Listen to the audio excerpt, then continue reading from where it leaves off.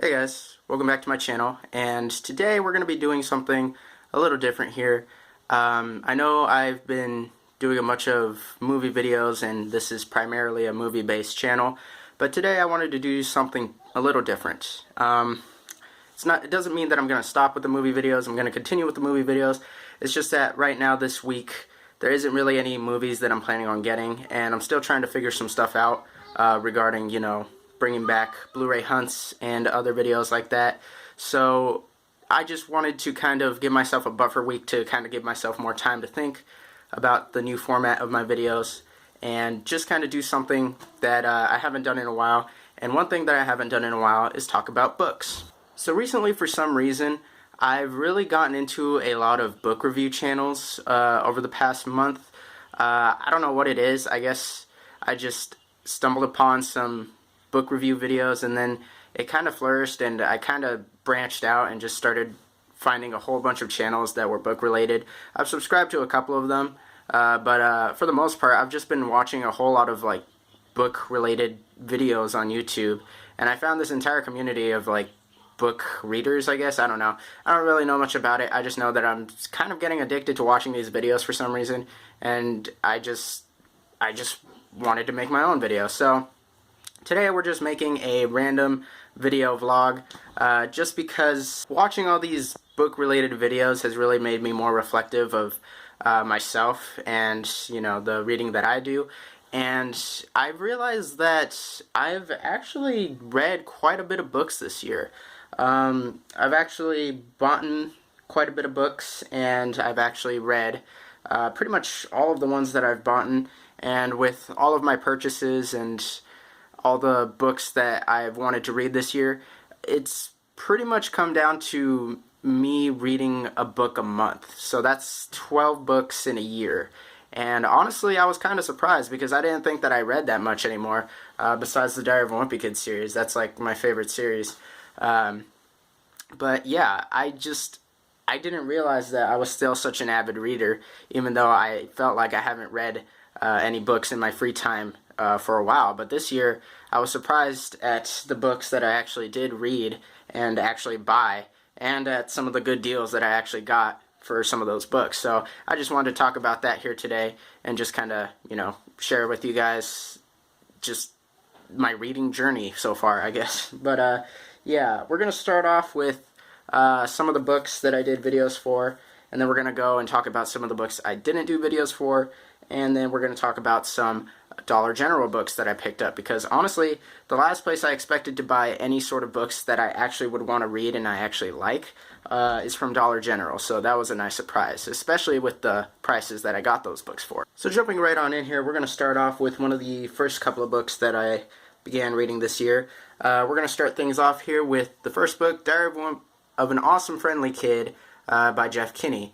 And this is the spin-off of the Diary of a Wimpy Kid series.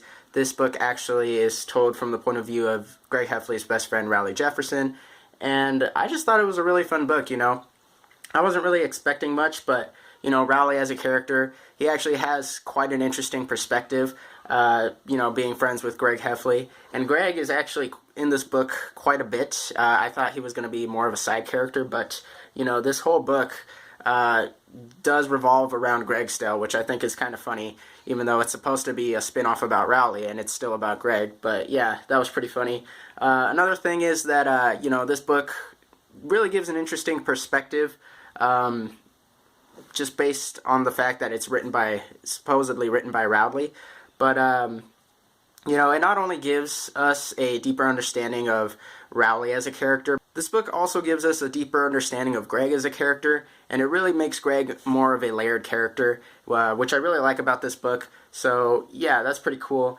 And overall, it's just a really fun book, a very fun read. It's about the same length as an average Diary of a Wimpy Kid book, but if you haven't read Diary of a Wimpy Kid in a while and you really kind of want to get back into it, first of all, I recommend reading the books that you haven't read, because they're really fun books. But also reading this just to get a deeper understanding of Greg and Rowley's relationship, and just kind of get a deeper understanding of both of them as characters, because not only is it a fun book, but it's also a really interesting read. and kind of an interesting character study, to be honest. So yeah, that's Diary of an Awesome Friendly Kid by Jeff Kinney. I really enjoyed this book a lot, more than I thought I would. And then, speaking of Diary of a Wimpy Kid, Diary of a Wimpy Kid book number 14, Wrecking Ball, came out this year. This one is also made by Jeff Kinney. Not really much to say about this book. You know, it's just kind of a fun little read about Greg Heffley, and just kind of doing some, you know, housework. And it's really funny. One of the funnier books. I always get blown away with these new Diary of a Wimpy Kid books. You know, when I read one, I think, how can Jeff Kinney top this book? And then he does, and it's just a fun book. Really a fun read. I don't really want to give away too much about it because that would be spoilers, so I just want to say read it for yourself, pick it up. It's a fun read if you're a big fan of the Diary of a Wimpy Kid series, or if you just want to read just something fun, just read this. Pretty cool. So yeah, Diary of a Wimpy Kid, Wrecking Ball. Also really enjoyed this one by Jeff Kinney. And then we also got some graphic novels. So recently this year, I believe towards the beginning of this year, Netflix released a new animated series called Hilda, and I was kind of interested in it. I really do love cartoons. They are really fun to watch, and you know, just the fact that this was a new kind of cartoon from Netflix, it was like a UK show based on the trailer that I watched online.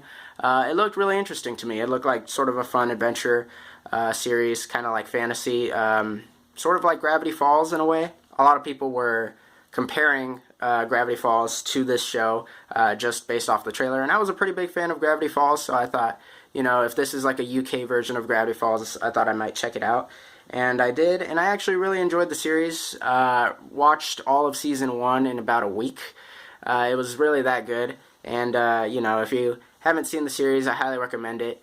And I then found out that the series was based off of a graphic novel series, and so I decided to pick up a couple of those books and just kind of check out the graphic novel series and see how different it was from the show. It's not too much different, but there are still some slight differences. So here we have the first book in the series. This is Hilda and the Troll by Luke Pearson. It's a really interesting book, you guys. You know, it's not really that thick, just kind of a small story. Each book has its own self-contained story. But, you know, they're pretty big books, and they got a lot of artwork in them, which is very nice. And, you know, not really much to say about it without spoiling anything. Plus, I did a review of this book already, so if you want to watch that, just go ahead and find it on my channel. I might put a link to it up here somewhere. But, yeah, I really did enjoy this book. Pretty nice read. It is, in a lot of ways, similar to Gravity Falls, but in a lot of ways different from Gravity Falls. And, you know, you just kind of have to pick it up for yourself and read it. I just really enjoyed it. So this is the first one, Hilda and the Troll. Got this from Amazon for like $5. It was on sale. And then I got another one here. This is the fourth book, Hilda and the Black Hound. And I got this one from Amazon also for like $5. It was on sale also. These are the only two in the series that I've read. I think right now they're up to like book 6. So yeah, hopefully I could pick up some of the other books in the series sometime in the near future and review them. But for right now, just these two books were pretty good, and you know, they were very similar to the series, but you know, again, they also had their minute differences. And you know, it's just something nice to read, just to kind of hold me over until season 2, which isn't going to be released until probably sometime later this year. So yeah, pretty good series. Highly recommend it for any of you fans out there that just kind of like sort of fantasy and graphic novels. Just a nice little fun, heartwarming series. And yeah, I recommend you guys read it. So that's Hilda. And then this is a series, another fantasy series that I read the first 2 books of back in like middle school. And then I just kind of got out of reading the series, and then I just really wanted to finish the series. So I was collecting the books all throughout 2018, and then a bunch of stuff happened, and I kind of got out of collecting the books too. But then recently I went to Goodwill, and for $3 I found the whole series here, and that is the Chronicles of Narnia I got the big box set here with all the books. So here you can see on the cover it's got Aslan the lion right there, and then here you've got the Pevensies on the other side, and then on the other side you've got Prince Caspian. And I think this is an older edition of the box set, because at the top here it lets you know that the movie Prince Caspian has been released. So Prince Caspian, which is the 4th book in the series, finally got made into a movie. So yeah, this is a pretty old set, because Prince Caspian came out back in like 2008, I believe. So yeah, pretty old set, but glad to have it. It's got all 7 books, so here they are. And, you know, they match up very nicely. I could show you guys that better. There we go. So yeah, pretty cool. So I did reread the first 2, so here's the first one, The Magician's Nephew. I read this one in middle school and I really liked it, and then I decided to give it a reread because it had been so long since I read the books. So I wanted to remember the story, and still, even after the reread, The Magician's Nephew, I think, was a pretty good book, probably my second favorite in the series. And then the second book, The Lion, the Witch, and the Wardrobe, I remember reading back in middle school, but I reread it just to remember everything, to read the rest of the books. So yeah, this one is probably my favorite out of all of them. It's just a really good book. It's not even that long. But yeah, just still a really good book, and I really did enjoy it the second time through. So I really do think this is my favorite out of the series. And then, let's see, going through here, the third book, The Horse and His Boy. Kind of a weird way to take the series, but, you know, it was still a really fun read, and I still really enjoyed it. So yeah. And then, surprisingly, my least favorite of the series is Prince Caspian.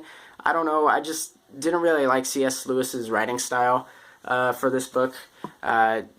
He didn't write these books in the order that they are, you know, shown here. He actually released them in his own specific order. So yeah, I don't remember which one this was, but it's not the 4th one written. So yeah, so I don't know. I think at this point C.S. Lewis was trying new things with this series, and honestly it just kind of deviates from the rest of the series in tone. I don't know, I just didn't really like the read. Maybe the movie will be much better. I'm trying to watch the movies now, so I need to read Prince Caspian and what is it, Voyage of the Dawn Treader, but hopefully I'll like the movie a lot better. It's just, I don't know, maybe the book was just kind of a weird, awkward read for me. And then we got Voyage of the Dawn Treader here. This is probably the longest book in the series, but I thought it was pretty good, you know, just a nice, fun adventure series. But after this book, Narnia kind of started to evolve, and things kind of got weird. I don't know, it's just, it was weird to think about. So next book in the series, The Silver Chair. This is Narnia a lot later in the series. Each of these books takes place in a different era of Narnia. So like there's like 100 years in between each of the books that passes by in Narnia, which is kind of weird to think about, but also kind of interesting. And The Silver Chair focuses on some new characters. There is one character from Voyage of the Dawn Treader that comes back in this book, and you know, we get to learn more about him and this new character that's the main character in this book, and it's a pretty interesting read.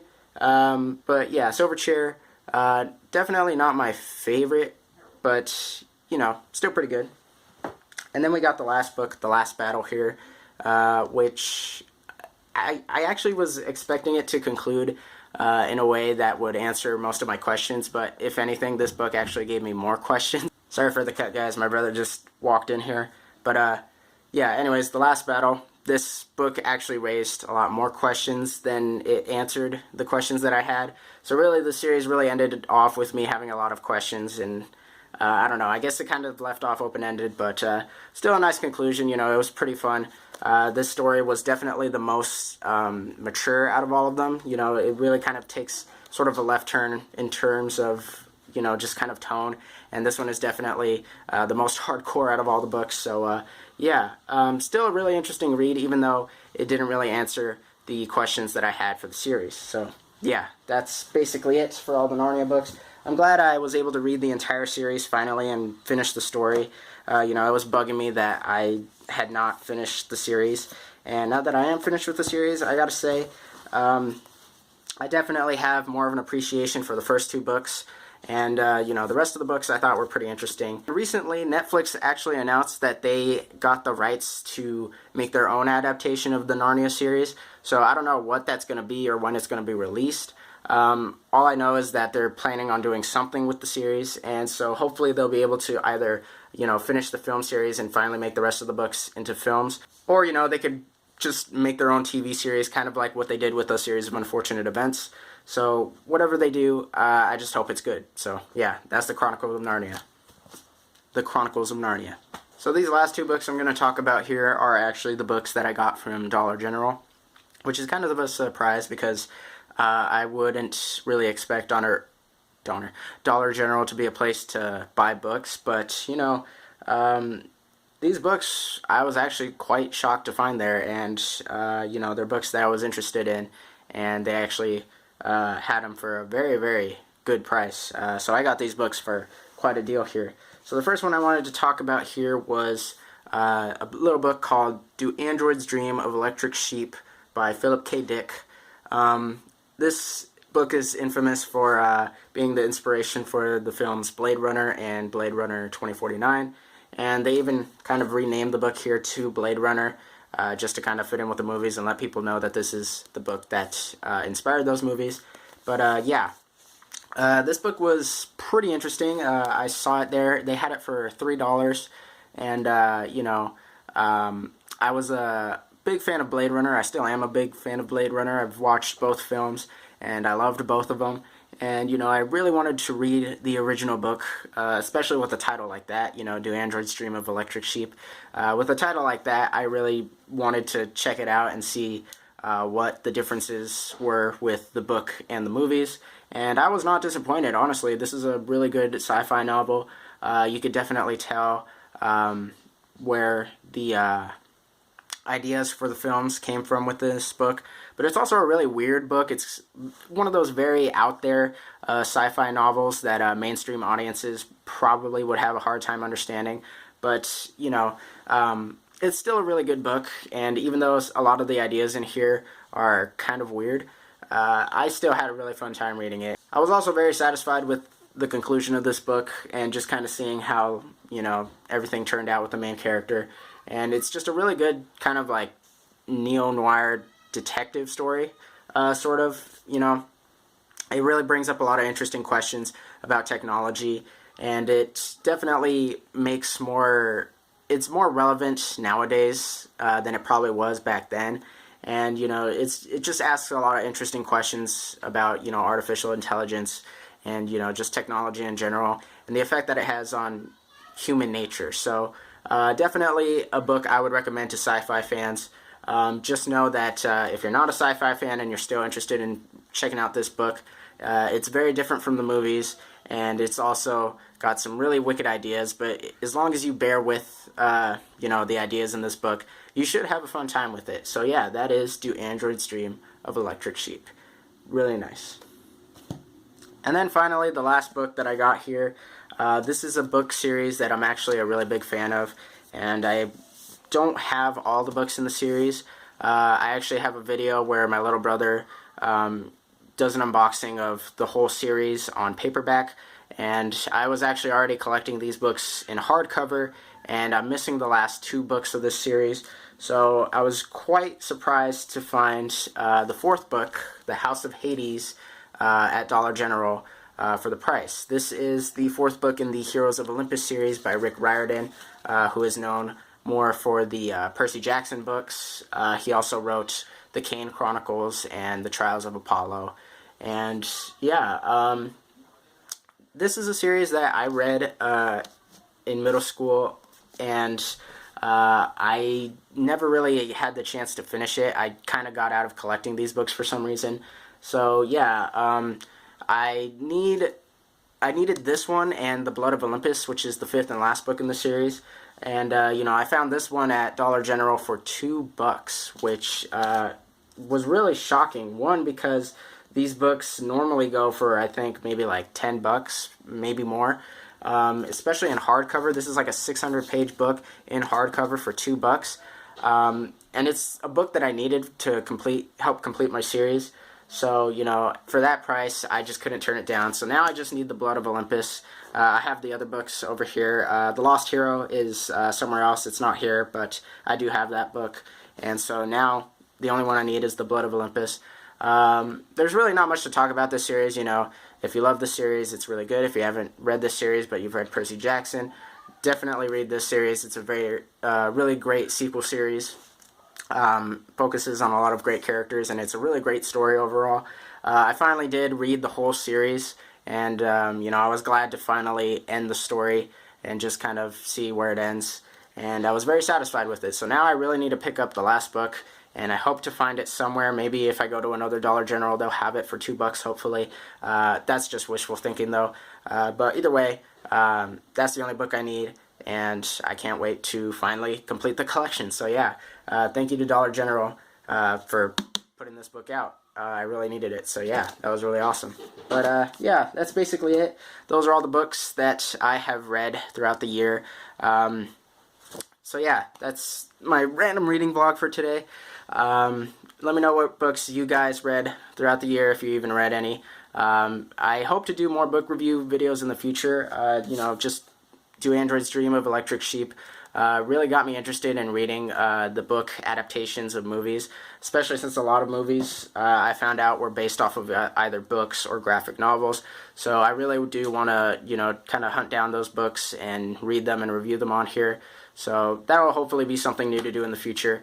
But yeah, that's basically it. There's also a lot of series that I started but haven't finished, and they're now long since finished. And I really would like to finish those series, so hopefully that's another thing that I could do in the upcoming new year. But other than that, that's basically it for this video, guys. Thank you so much for watching if you watched it this far. My videos have been getting longer and longer. I'm sorry about that, but you know, I really do like talking about this stuff, and you know, a lot of it is unscripted, and so it tends to, you know, become longer than I originally intended it to, so I'm sorry about that, guys. But thank you so much if you actually did keep watching. I really do appreciate that. But other than that, once again, thanks for watching, and I'll see you guys in the next whatever video. So yeah, see you guys later.